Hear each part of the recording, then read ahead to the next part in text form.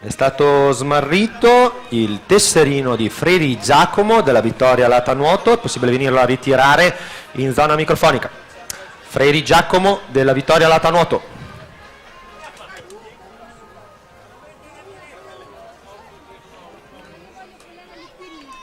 Procediamo con la premiazione dei 200 stile libero assoluti maschi.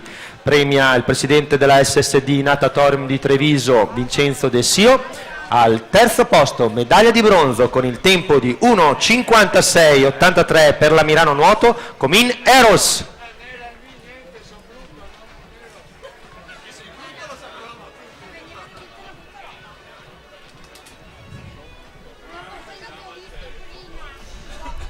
Medaglia d'argento per il 200 stile libero in 1:56,80, società Antares Nuoto, Bizzotto Davide.